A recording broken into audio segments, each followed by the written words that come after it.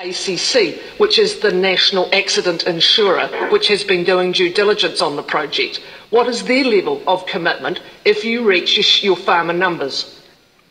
So I'm not willing to talk about who the other institutional investor is because they require their name to remain confidential. It'll become in the public domain in a reasonably short order. Of the $330 million, the investment by the co-investor will be a similar size to ours and a similar size to the amount of debt finance. Do you have a single private investor in this consortium?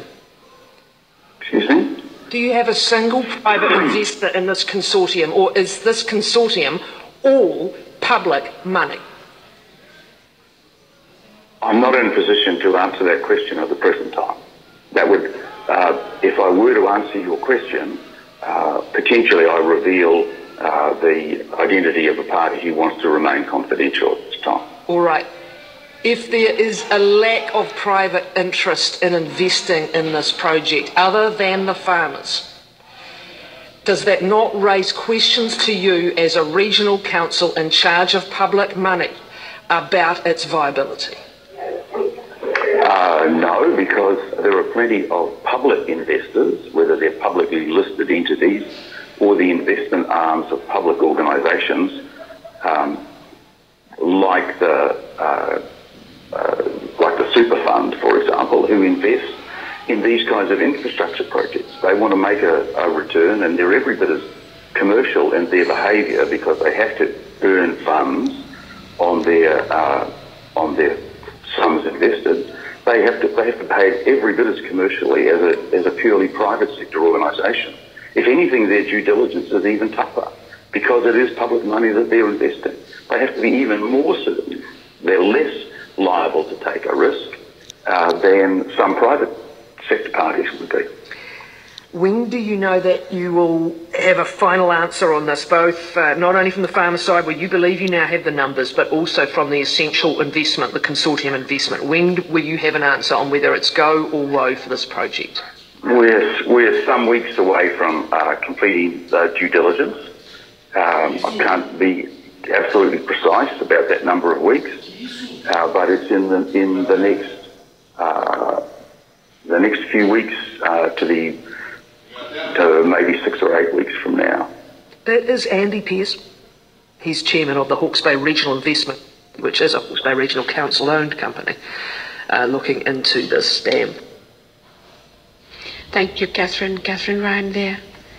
The time is just gone 8 minutes to 9. We have our Pacific Business Report coming up shortly. Stay with us.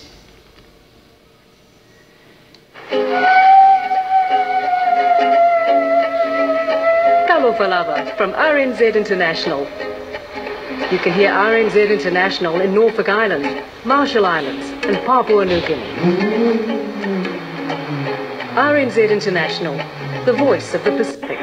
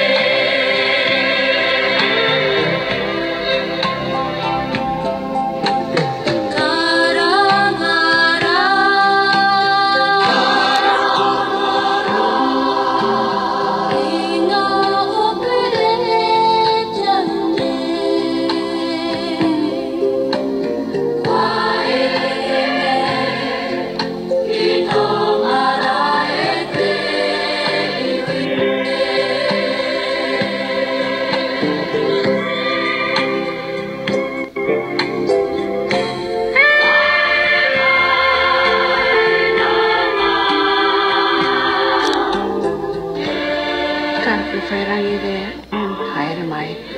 Kia ora, nice to have you join us. It's coming up now to 5 minutes to 9. RNZ International Pacific Business Report. Hello, Olgita. I'm Indira Moala. First, with the major stock markets in London, the FTSE 100 rose 2 points, 6,322. In Tokyo, the Nikkei dropped 600 points to 16,006. Hong Kong's Hang Seng went up 26 points to 21,388. In New York, the Dow Jones a short time ago was down 211 points to 17,131. The NZX Top 50 Index is back on the rise, gaining 40 points to 6,700 yesterday. In Australia, the 200 Index rose 38 points to 5,225, and gold is up $12 and trading at $1,257 an ounce. In today's exchange rates from Westpac, the New Zealand dollar buys 69.69 US cents, 91.33 Australian cents, 47.7 British pence, 0.61 of 59.23 Japanese yen, 1.44 Fiji dollars, 1.78 Samoan sala, 1.53 Tongan paanga, 74.49 New Guinea kina, 5.43 Solomon Island dollars, and 73.16 French Pacific francs. Now to the business. Tax. The Northern Marianas legislature and is waiting the governor's signature before it becomes law. 4 cent per ounce tax on sugar-sweetened beverages, powders and syrups. The measure passed the House after it approved the Senate's amendments 10 to 9.